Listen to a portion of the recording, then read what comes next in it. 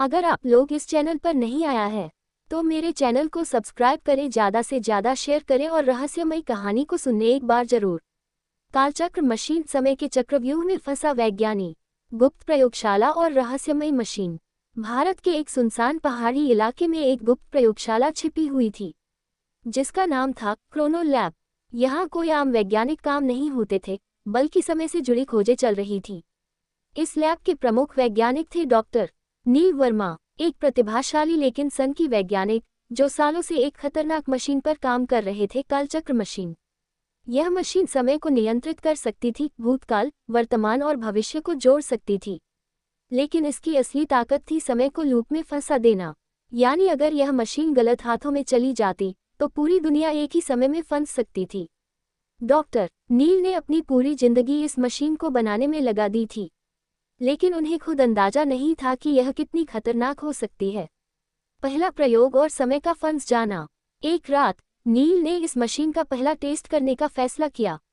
उन्होंने machine on की, पूरी लैब में ब्लू और गोल्डन लाइट चमकने लगी, घड़ियां रुक गईं, स्क्रीन ब्लर हो गई और मशीन तेज आवाज करने लगी। सब ठीक चल रहा है, नील ने खुद से कहा। लेकिन तभी कुछ अजीब हुआ। मशीन के अंदर कुछ गड़बड़ थी। घड़ियां वापस पीछे जाने लगी, पहले 5 मिनट, फिर 10 मिनट, फिर 1 घंटा। मशीन कंट्रोल से बाहर हो गई और नील ने खुद को रुकते हुए देखा। दोबारा, दोबारा और दोबारा। ओह नहीं, नील चिल्लाए, लेकिन तब तक बहुत देर हो चुकी थी। वह समय के एक लूप में फंस चुके थे। टाइम लूप और गुप्त संगठन की साजिश। नील को महसूस हुआ कि वह एक ही पल को बार बार जी रहे थे। वह लैब में खड़े होते, मशीन चालू होती, सब कुछ फिर से वही दोहराया जाता। उन्होंने कई बार कोशिश की मशीन को बंद करने की, लेकिन वह फिर भी लूप में फंस जाते। अब उनकी समस्या मशीन नहीं थी, बल्कि वह खुद बन चुके थे। लेकिन असली ट्विस्ट अभी बाकी था। गुप्त संगठन, order of time, the order of time. यह एक छिपा हुआ संगठन था जो इस मशीन की ताकत का इस्तेमाल करके पूरी दुनिया पर राज करना चाहता था। उन्हें इस मशीन की जानकारी थी और अब वे इसे हथियाने के लिए लैब तक पहुंच गए थे। पत्रकार रिया मेहरा की एंट्री। रिया मेहरा एक जानी मानी पत्रकार जिसने कई बड़े रहस्य उजागर किए थे। जब उसने गुप्त लैब की खबर सुनी तो वह खुद वहां पहुंच गई। जब वह लैब में घुसी तो उसने देखा सारा सामान हवा में लटका हुआ था। घड़ियां इधर उधर घूम रही थीं, मशीन ब्लू गोल्डन लाइट से चमक रही थी। और तभी नील अचानक प्रकट हुए।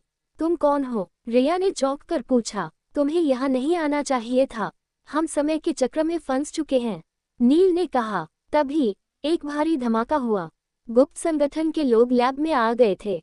भाग 5, मशीन को हथियाने की साजिश। गुप्त संगठन के लीडर ने कहा, डॉक्टर नील, हमें यह मशीन दे दो, वरना तुम्हें और इस लड़की को यहीं दफना देंगे। रिया डर गई, लेकिन नील ने कहा, अगर यह मशीन तुम्हारे हाथ लग गई तो पूरी दुनिया खत्म हो जाएगी। लेकिन गुप्त संगठन को इससे कोई फर्क नहीं पड़ा। उन्होंने रिया को पकड़ लिया और नील से मशीन ऑन करने को कहा।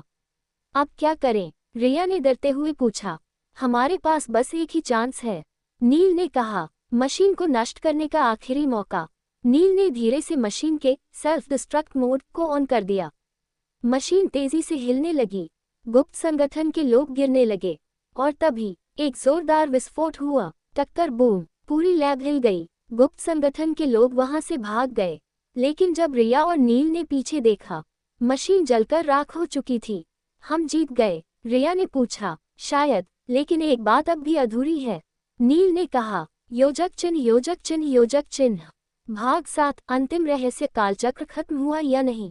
अब सब कुछ खत्म हो चुका था, लेकिन जब रिया और नील बाहर निकले तो उन्होंने देखा घड़ियां अब भी पीछे जा रही थीं। सूरज अब भी एक ही जगह रुका था और समय अब भी बदल रहा था। ओह नहीं, नील चिल्लाए, हमने मशीन तो नष्ट कर दी, लेकिन क्या हम इस लूप से बाहर आ पाएंगे? क्या नील और रिया समय के इस जाल से बच पाएंगे? क्या गुप्त संगठन अब भी जिंदा है? और सबसे बड़ा सवाल, क्या समय को कोई वाकई नियंत्रित कर सकता? हाँ, अगर आप लोग मेरे चैनल पर नए आए हैं तो मेरे चैनल को सब्सक्राइब करें, ज़्यादा से ज़्यादा शेयर करें और कमेंट करें।